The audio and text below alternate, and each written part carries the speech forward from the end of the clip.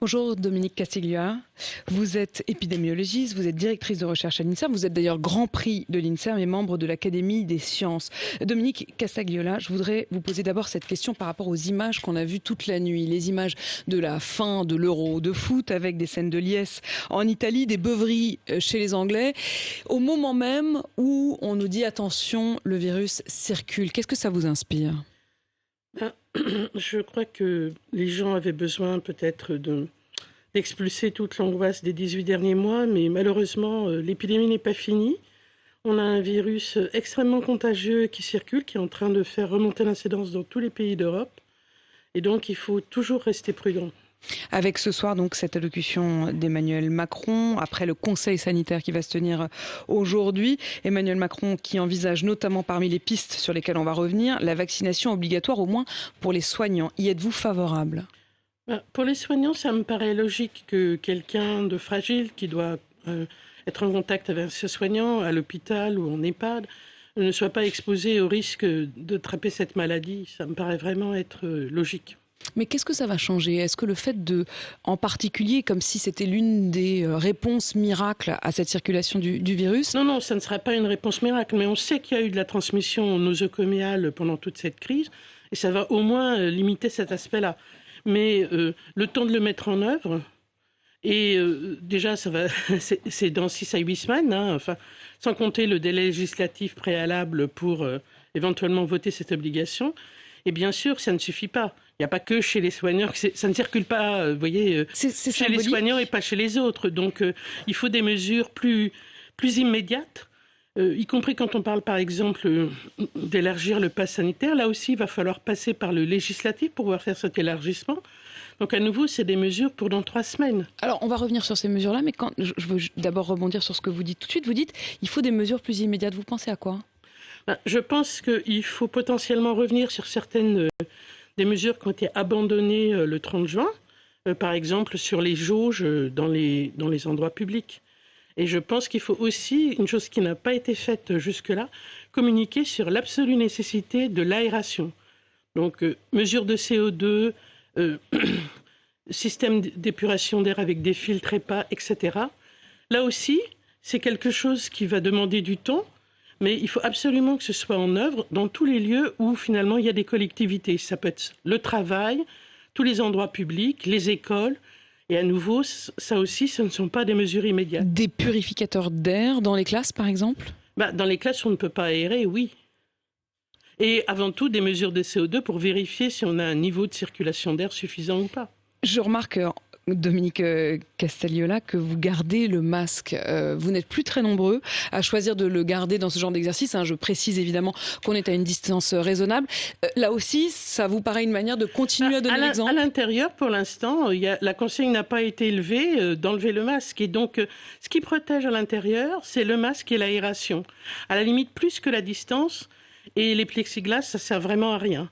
Donc, personnellement, je ne vois aucune raison de ne pas continuer à porter le masque, même si je ne me sens pas très à risque étant doublement vaccinée, parce que je pense que c'est vraiment important de se rappeler qu'il faut éviter à tout prix de favoriser la circulation du virus. Alors vous disiez, il y aura du temps, il faudra du temps, en effet, même si, on l'a bien compris, Emmanuel Macron pourrait annoncer ce soir la vaccination, par exemple, obligatoire des soignants, la faire passer en Conseil des ministres dès mercredi, et donc ça pourrait être une question de jour. Est-ce que ça veut dire qu'on a perdu du temps ? Je pense par rapport à la vaccination et à l'incitation forte à la vaccination, on a été longtemps bloqué par la disponibilité des doses. Depuis qu'on n'en a plus, je pense que peut-être que quand on se compare avec les autres pays d'Europe, on voit qu'on a plutôt moins vacciné qu'eux les personnes les plus à risque. Et je pense que ça a été lié à la façon dont les choses ont été organisées, c'est-à-dire essentiellement quand même sur les vaccinodromes. Les médecins généralistes, bien sûr, ils pouvaient le faire, mais on voit bien que chez eux, l'approvisionnement a été relativement chaotique, ce qui n'a pas favorisé finalement la vaccination par les médecins généralistes. Et aussi, on n'imagine pas, mais il y a des gens, ils n'ont pas de médecins généralistes, ils savent même pas à quel moment c'était pour eux, c'était pas pour eux, s'ils y avaient le droit ou pas, vous voyez. Et puis, les gens qui travaillent, qui sont relativement précaires, s'ils doivent prendre une journée ou une demi-journée, c'est pas si évident.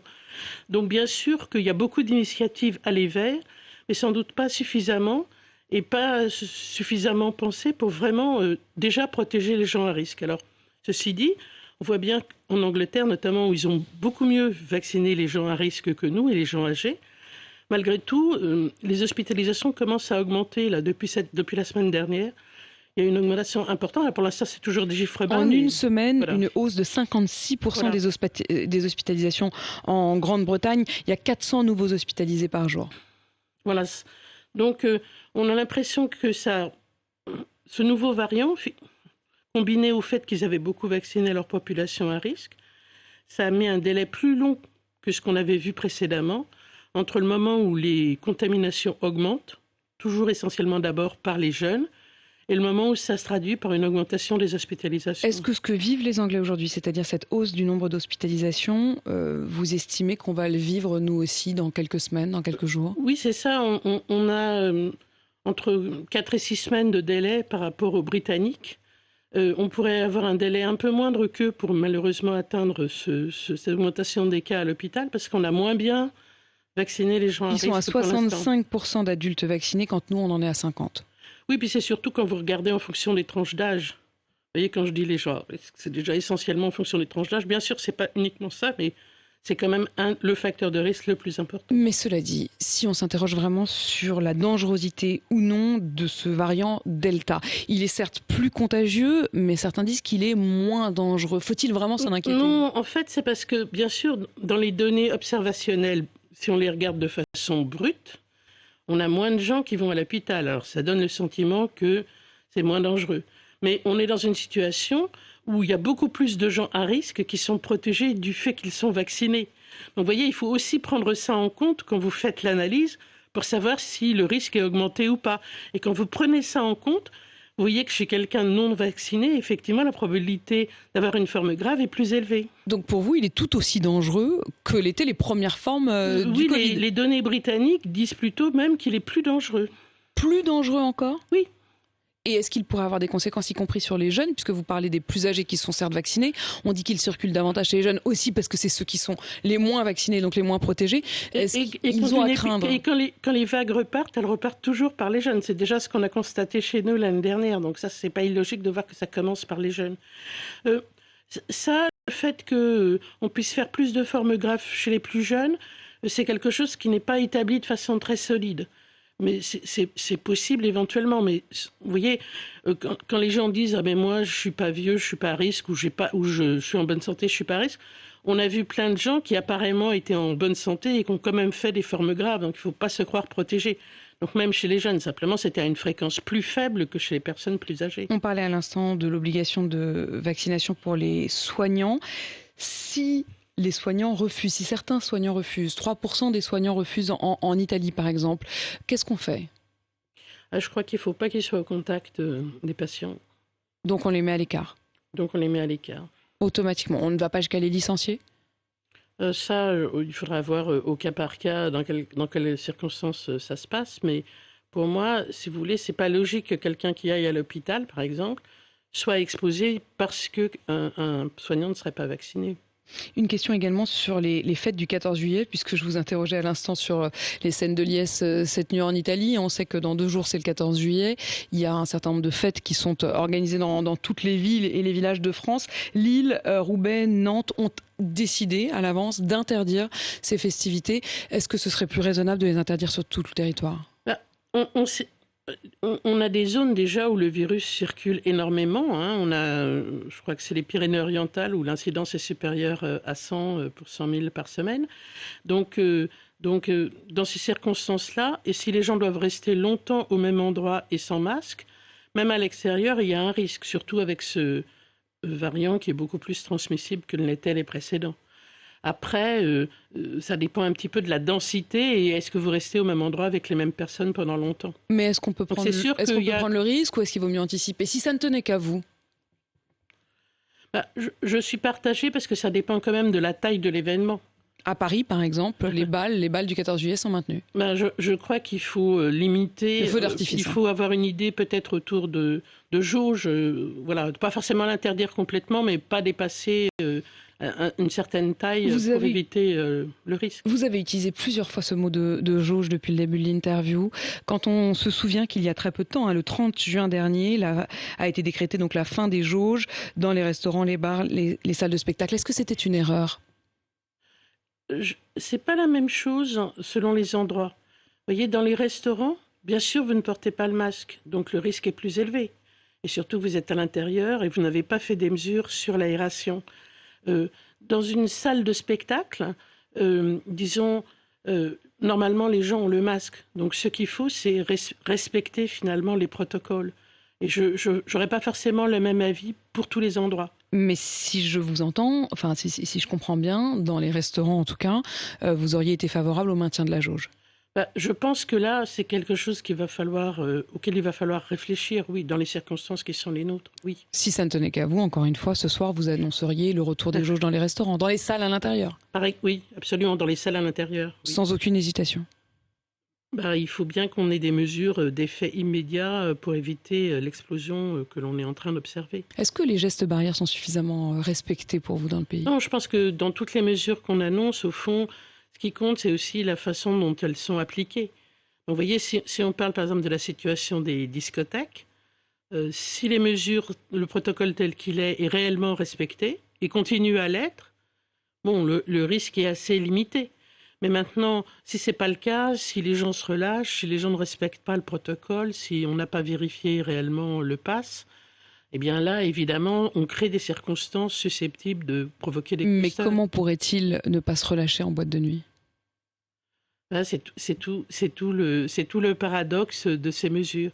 C'est-à-dire, il faut vraiment que les gens soient convaincus de l'utilité des mesures pour les appliquer. Et c'est sur ça qu'il faut vraiment insister auprès des publics. Est-ce que dans le doute, là encore, il ne faudrait pas envisager, comme c'est le cas à Barcelone, comme ils y réfléchissent aux Pays-Bas, de refermer les boîtes de nuit ? Vous voyez, autant je me dis que les mesures qu'on a levées le 30, on voit qu'elles ont potentiellement eu un impact, puisqu'on voit l'incidence remonter, et en particulier dans les tranches d'âge de 20 à 29 ans. Autant pour les boîtes de nuit, je suis un peu incertaine, c'est-à-dire on vient juste de les rouvrir, on ne sait pas si réellement ça a un impact. Alors évidemment, si jamais on a un épisode avec un cluster, tout le monde va tomber sur cet épisode. Mais voilà, je suis partagée entre, disons, être raisonnablement prudent et pas être tout le temps non plus dans l'interdit absolu, parce qu'il faut garder aussi une balance dans les décisions qu'on propose. Et ce pass sanitaire qui pourrait être élargi, qui est une manière un peu déguisée d'obliger à se faire vacciner, parce que si demain, pour aller au restaurant ou pour aller au cinéma, il faut avoir anticipé, fait son test PCR 48 heures avant, ça tue un peu la magie quand même, non ? Oui, alors, et puis aussi, je trouve que ça pose des problèmes même éthiques plus larges, c'est-à-dire, on exige des gens qui y vont, mais alors, quid des gens qui les accueillent ? Qu'est-ce qu'on leur demande à eux ? Parce que, vous voyez, si vous arrivez, vous n'êtes pas à risque, mais vous êtes face à des gens qui potentiellement sont à risque d'être transmetteurs, quel sens ça a par rapport au contrôle de l'épidémie ? En fait, toute la question, c'est aussi de faire pour certaines populations plutôt que d'autres. Est-ce que finalement, une vaccination obligatoire pour tous ne serait pas la solution la plus simple ? C'est simple sur le papier. Mais maintenant, est-ce que ça change la donne pour les gens qui, en fait, c'est pas qu'ils veulent pas, mais ils n'ont pas eu accès pour plein de raisons, plein de difficultés qu'ils peuvent avoir ? Et comment on fait ? Vous voyez ? Et on dit c'est obligatoire, mais comment on oblige les gens ? Qu'est-ce que ça veut dire obliger ? Qu'est-ce que ça veut dire obligatoire ? Comment on fait comment on fait pour le mettre en œuvre réellement ? Et c'est ça que je ne vois pas. Quand on me dit obligatoire, c'est comme un totem qu'on brandit, mais on ne m'explique pas comment on va le mettre en œuvre. Et moi, je ne comprends pas comment ça fonctionne. Sauf que, Dominique Castagliola, vous dites d'un côté, je ne sais pas trop comment on impose la vaccination obligatoire, et en effet, il n'y a pas vraiment de réponse sur ce point, mais dans le même temps, vous nous dites que s'il n'y a pas une très large proportion de la population qui est immunisée ou vaccinée, ça va continuer. Alors on fait comment ? Je pense qu'il faut quand même toujours aller vers l'incitation, toujours aller vers, finalement, adapter les solutions aux personnes, et puis toujours communiquer, accompagner les gens qui ont du mal. Et il y a des gens qui ont du mal, y compris, on sait bien que c'est... en partie lié aux inégalités sociales de santé, que les personnes qui sont les plus éloignées du système de soins, souvent les plus défavorisées, pour eux c'est plus difficile dans l'organisation telle qu'elle est. Et donc il faut encore et encore et encore aller vers eux et améliorer les choses. Et peut-être je voudrais faire une petite incise particulière pour les départements d'outre-mer. Martinique, Guyane, Réunion, eux ils ont une incidence élevée. Pour l'instant, pas lié au Delta, mais lié soit aux variants brésiliens, soit aux variants sud-africains, et des taux de vaccination encore extraordinairement plus bas que ceux qu'on observe en métropole. Et personne ne parle de ça. Mais qu'est-ce qu'on fait pour nos compatriotes qui sont dans les départements d'outre-mer ? Et à vos yeux, qu'est-ce qu'il faudrait faire ? Là, il faut vraiment aller se déployer dans un système adapté pour les personnes pour la vaccination. Et il faut prendre des mesures pour contrôler la circulation du virus. Je vous sens très grave quand même ce matin. Alors, non pas que vous ayez jamais été vraiment légère sur cette question-là, évidemment, en aucun cas, mais je vous sens très grave. Vous dites d'ailleurs, il faut communiquer, il faut communiquer. Je pense que le message qu'on a envoyé sur la libéralisation des mesures, donc à partir de mai, ça a été un message qui consistait à dire c'est fini. Alors que malheureusement, on est bien en train de constater que ça n'est pas fini. Donc, et ça n'est pas fini tant qu'on n'a pas atteint un niveau de couverture vaccinale élevé et tant que vraiment on n'a plus de virus qui circule de façon prolongée. Donc on ne peut pas le dire au début où ça baisse, on peut le dire après des mois où ça reste bas. Et donc, en ce sens-là, le message envoyé a été de dire c'est l'été, c'est fini, on va avoir un bel été. Malheureusement, ce n'est pas ce qui se présente devant nous. Et je pense qu'on a raté une opportunité d'envoyer ce message en disant on va prudemment réouvrir, mais faites attention parce que c'est pas terminé et surtout vaccinez-vous, vaccinez-vous, vaccinez-vous, vaccinez-vous. Mais on a quand même l'impression que c'est sans fin. Est-ce qu'on va s'en sortir ? On va s'en sortir si on arrive à vacciner plus de 90% de la population. Plus de 90% de la population, oui. Mais je comprends pas, pardon, mais vous me dites pas de vaccination obligatoire, mais on ne s'en sortira que s'il y a 90%. J'ai pas dit ça. J'ai dit, quand on me dit vaccination obligatoire, je ne sais pas ce que ça veut dire. C'est pas la même chose. Si vous étiez politique et que vous aviez les manettes, vous essayeriez de trouver une solution, quoi.